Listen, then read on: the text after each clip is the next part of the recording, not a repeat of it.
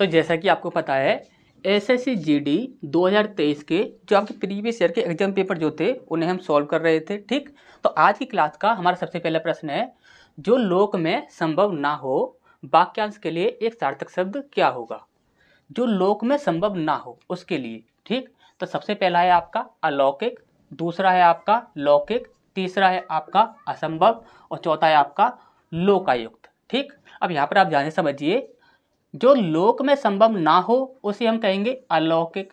ठीक, अब यहाँ पर देखिए एक चीज़ और बता दें आपको, जब कभी भी आपको नेगेटिव सेंस दिखे, जब कभी भी आपको नेगेटिव सेंस दिखे किसी में भी, तो आप हमेशा ही याद रखिए वहाँ आपका आ उपसर्ग जो होता है, ये जो आपका आ उपसर्ग है ये आपका हमेशा ही नेगेटिविटी को दर्शाता है। ठीक, तो इससे भी आप पहचान कर सकते हैं। ठीक, तो अलौकिक क्या हो जाएगा, जो लोक में संभव ना हो, और लौकिक क्या हो जाएगा, जो कि जो कि लोक में संभव हो। ठीक, जो लोक में संभव हो उसे हम कहेंगे लौकिक। ठीक, अब असंभव क्या हो जाएगा, जिसे किया ना जा सके, जिस कार्य को किया ना जा सके वो हो जाएगा आपका असंभव, और जिस कार्य को किया जा सके वो हो जाएगा आपका संभव। ठीक, अब इसके बाद वेरी वेरी मोस्ट इंपोर्टेंट है ये लोकायुक्त। लोकायुक्त क्या होता है, ठीक, तो इसको आपको समझना बहुत ज़्यादा जरूरी है, भविष्य में कभी भी इसके ऊपर आपका एक प्रश्न बन सकता है। ठीक, तो देखिए लोकायुक्त जो होता है यह एक भ्रष्टाचार रोधी संस्था का नाम होता है। किसका, भ्रष्टाचार रोधी एक संस्था होती है उसका नाम है। और ये किस देश में गठन किया गया था इसका, तो वो जान लेते हैं।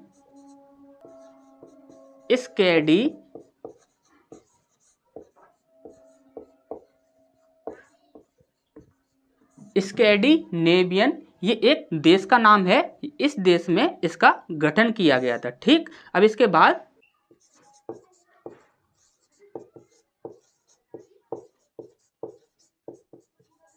अम्बुड्समैन की तर्ज पर, किसकी तर्ज पर, तो अम्बुड्समैन। ठीक, इसे भी आप याद रखिएगा, अम्बुड्समैन की तर्ज पर हुआ था। ठीक, अब यहाँ पर यदि ये पूछा जाता है आपसे कि ये लोकायुक्त जो होता है इसका समय काल कितना होता है, ठीक, तो आप याद रखिएगा इसका जो प्रारंभ में जो समय काल था वो था आपका 5 वर्ष। ठीक, अब इसके बाद 2018 में एक संशोधन किया गया जिसके द्वारा इसका जो कार्यकाल था वह 8 वर्ष कर दिया गया। क्या कर दिया गया, 8 वर्ष। ठीक, अब उसके बाद फिर से 2019 में फिर से संशोधन किया गया और इसका जो कार्यकाल था वो आपका 5 वर्ष से 8 वर्ष।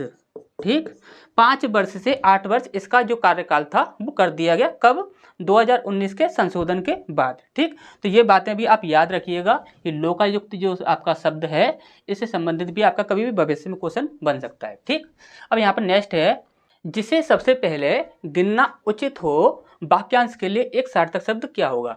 जिसे सबसे पहले गिनना उचित हो उसे हमें बताना है। ठीक, एक है आपका अक्षम्य, दूसरा है आपका सुगम्य, तीसरा है आपका अग्रगण्य और चौथा है आपका नगण्य। तो इसका जो सही आंसर होता है वो होता है आपका अग्रगण्य। ठीक, और यदि यहाँ पर नगण्य की बात करें तो नगण्य होता है आपका जिसे गिना ना जा सके। क्या, जिसे गिना ना जा सके उसे कहते हैं हम नगण्य। ठीक, अब इसके बाद यदि सुगम की बात करें तो सुगम होता है आपका सरल। क्या, सरल, सुगम होता है आपका सरल। इसके बाद यदि अक्षम्य की बात करें, अक्षम्य, तो अक्षम्य क्या होता है आपको अच्छे से पता होगा।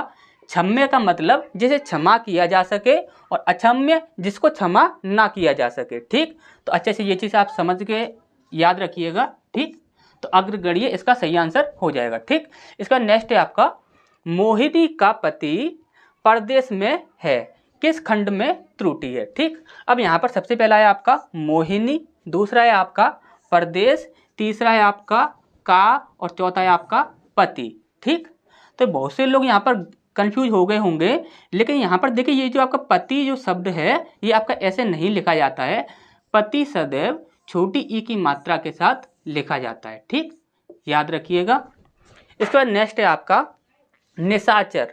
निशाचर डैश, उपरोक्त वाक्य में रिक्त स्थान के लिए उपयुक्त विकल्प निम्नलिखित में से क्या होगा। ठीक, तो सबसे पहला है आपका से अभिप्राय है, यानी कि निशाचर से अभिप्राय है रात्रि में चरने वाला, या फिर दूसरा है आपका से अभिप्राय है रात्रि में विचरण करने वाला, या फिर तीसरा है आपका से अभिप्राय है निशा को चुराने वाला, या फिर आपका डी ऑप्शन है से अभिप्राय है रात्रि में चोरी करने वाला। ठीक, तो इसका जो सही आंसर है वो है आपका रात्रि में विचरण करने वाला। ठीक, इसके बाद नेक्स्ट क्वेश्चन की ओर बढ़ते हैं। इसके बाद नेक्स्ट प्रश्न है हमारा यहाँ बोला गया है आबेचल का विलोम निम्नलिखित में से नहीं है। ठीक, आबेचल का विलोम नहीं होना चाहिए, ये हमें बोला गया है। देखिए आबेचल क्या होगा, जो कि विचलित ना हो, यानी कि जो हिले ना, ठीक, उसे बोलेंगे हम आबेचल। ठीक, अब यहाँ पर सबसे पहला है आपका जड़, दूसरा है आपका विचल, तीसरा है आपका डोवाडोल और चौथा है आपका ढुलमुल। ठीक, तो देखिए ढुलमुल यानी कि हिलेगा, डामाडोल ये भी हिलेगा। ठीक, विचल देखिए आबेचल का विपरीत क्या होगा, विचल होगा, और यहाँ पर नहीं पूछा गया है तो इसे भी यहाँ पर कैंसिल कर देंगे। तो देखिए आबेचल क्या होगा, जड़ होगा आपका आबेचल। क्यों, क्योंकि जड़ जो होती है वो मिट्टी में हमेशा दबी रहती है और वो अपनी जगह से हिलती नहीं है। ठीक, तो ये क्या हो जाएगा आबेचल। ठीक, तो इसी का सही आंसर क्या होगा हमारा जड़। ठीक, इसका नेक्स्ट है आपका कोरा जवाब देना मुहावरे का सही अर्थ है। ठीक, कोरा जवाब देना इस मुहावरे का सही अर्थ क्या होगा ये हमें बताना है। ठीक, सबसे पहला है आपका अर्थहीन बात करना, दूसरा है आपका साफ इनकार करना, तीसरा है आपका अपमान करना और चौथा है आपका चुप हो जाना। ठीक, तो देखिए कोरा जवाब देना इसका सही आंसर जो होता है वो होता है आपका साफ इनकार करना। ठीक, इसका नेक्स्ट है आपका निम्न वाक्य में रेखांकित मुहावरे का उपयुक्त अर्थ क्या होगा ये हमें यहाँ पर बताना है। ठीक, उसके शौक तो देखो सींग कटाकर बछड़ों में मिल रहा है। ठीक, सींग कटाकर बछड़ों में मिल रहा है। ठीक, तो सबसे पहला है आपका गलत काम करके छिपाना, दूसरा है आपका बूढ़ा होकर बच्चों जैसा काम करना, तीसरा है आपका नुकसान उठाकर लाभ की प्रतीक्षा, और इसके बाद चौथा है आपका हानि करके लाभ की योजना बनाना। ठीक, तो देखिए सींग कटाकर बछड़ों में मिल रहा है, यानी कि जो देखिए जो आपका बूढ़ा होकर बच्चों जैसा काम करता है उसके लिए ये आपका एक कहावत बनाई गई है, सींग कटाकर बछड़ों में मिल रहा है। ठीक, तो इसका सही आंसर क्या हो जाएगा आपका बी हो जाएगा। ठीक, इसका नेक्स्ट है आपका जल की अथाह राशि को डैश कहते हैं। अब यहाँ बोला गया है समुद्र के पर्यायवाची से उपयुक्त वाक्य पूर्ण कीजिए। ठीक, यहाँ पर हमें क्या करना है कि समुद्र का जो पर्यायवाची होगा वो हमें यहाँ पर रखना है। ठीक, तो सबसे पहला है आपका कालिंदी, दूसरा है आपका जलधि, तीसरा है आपका सरिता और चौथा है आपका पयोद।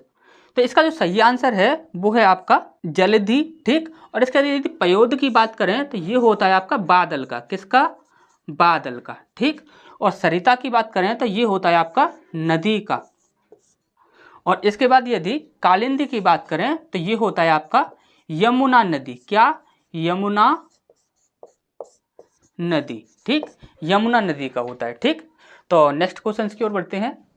तो इसके बाद नेक्स्ट प्रश्न है हमारे यहाँ बोला गया है वर्तनी की दृष्टि से दिए गए वाक्य के अशुद्ध भाग का चयन करें। ठीक, तो यहाँ पर वाक्य दिया हुआ है उसे कई ऐसी घटनाएं याद हैं जो उसकी जवानी में घटित हुई थी। ठीक, तो वाक्य में दिया हुआ है यहाँ पर ऑप्शन है आपके उसे कई ऐसी, दूसरा ऑप्शन है आपका घटनाएं याद हैं, तीसरा है आपका जो उसकी जवानी और चौथा है आपका में घटित हुई थी। ठीक, तो यहाँ पर आप याद रखिए ये जो आपका बी ऑप्शन होगा ये आपका बिल्कुल सही हो जाएगा।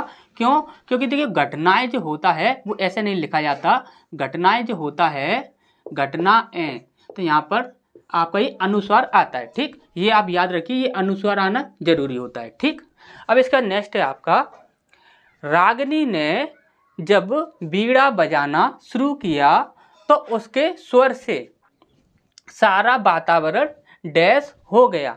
अब यहाँ रिक्त स्थान पर क्या आएगा वो हमें यहाँ पर बताना है। ठीक, ये आपका रिक्त स्थान है। ठीक, तो सबसे पहला है आपका झंकृत, दूसरा है आपका झंकृत, तीसरा है आपका झंकृत और चौथा है आपका झंकृत। ठीक, तो ये पूछा गया है कि झंकृत जो शब्द है वो किस प्रकार से लिखा जाता है। ठीक, आप याद रखिएगा झंकृत जो होता है वो हमेशा इस प्रकार से लिखा जाता है, हमेशा ही यहाँ पर का पर जो होगा इस प्रकार से रा लगेगा। ठीक, इसका नेक्स्ट है आपका घोड़ा जंगल की तरफ भागा। उपरोक्त वाक्य में की तरफ के बदले कौन सा शब्द प्रयोग होगा। ठीक, तो यहाँ पर है आपका ए ऑप्शन है आपका के सामने, बी ऑप्शन है आपका की ओर, सी ऑप्शन है आपका की और चौथा है आपका के निकट। ठीक, तो के निकट ये नहीं हो सकता, के और तो और का कोई मतलब ही नहीं बनता। ठीक, इसका सही आंसर जो होगा वो होगा आपका की ओर।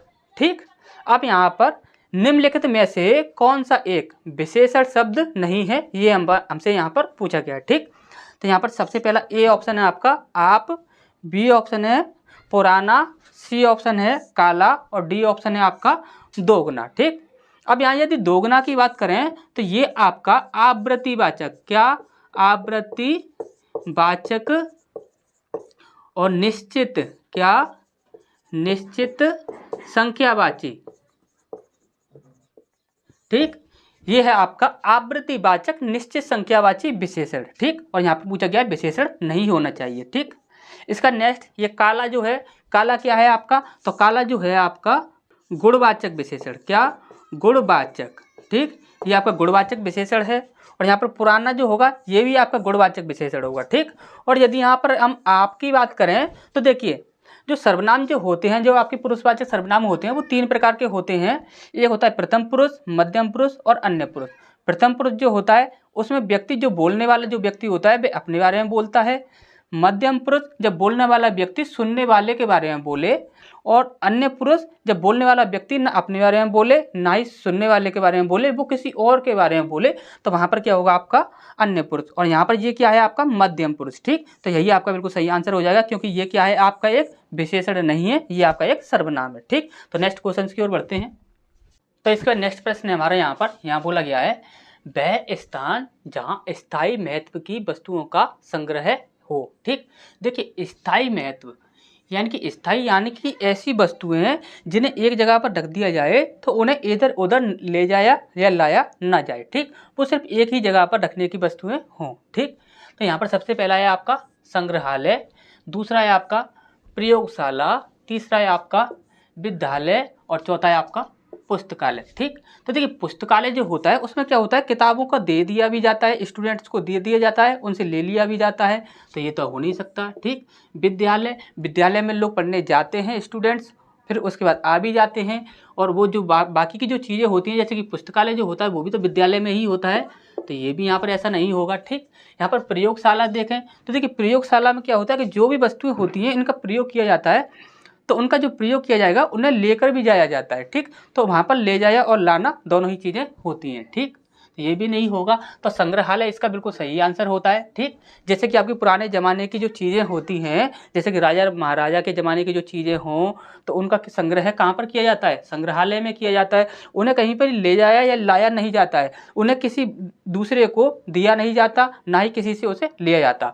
वहाँ पर क्या है संग्रहालय में जब एक बार वस्तु को रख दिया गया तो वो रख दिया गया, वो सिर्फ लोगों को देखने के लिए है, वो सिर्फ वहीं पर रखी रहेगी। ठीक, तो यही इसका बिल्कुल सही आंसर होता है। ठीक, स्थायी महत्व की वस्तुओं की बात करें तो आप हमेशा ही संग्रहालय को पुट करोगे। ठीक, इसके बाद नेक्स्ट है आपका विकल्पों में दिए गए समानार्थी शब्दों में से सर्वोचित शब्द का चयन करके दिए गए वाक्य में रिक्त स्थान की पूर्ति कीजिए। ठीक, अब वाक्य दिया हुआ है कक्षा में प्रवेश करते ही छात्रों ने शिक्षक का यहाँ पर क्या किया, यहाँ पर ये जो आपका खाली स्थान है तो यहाँ पर ये हमें बताना है कि यहाँ पर क्या आएगा। ठीक, तो यहाँ पर सबसे पहला है आपका स्वागत किया, दूसरा है आपका अभिनंदन किया, तीसरा है आपका सत्कार किया और चौथा है आपका अभिवादन किया। ठीक, अब यहाँ पर आप याद रखिए देखिए अभिनंदन और सत्कार ये तो आपके हो ही नहीं सकते, यहाँ पर दो ऑप्शन में लोग फंस जाते हैं, एक होता है आपका स्वागत और एक होता है आपका अभिवादन। ठीक,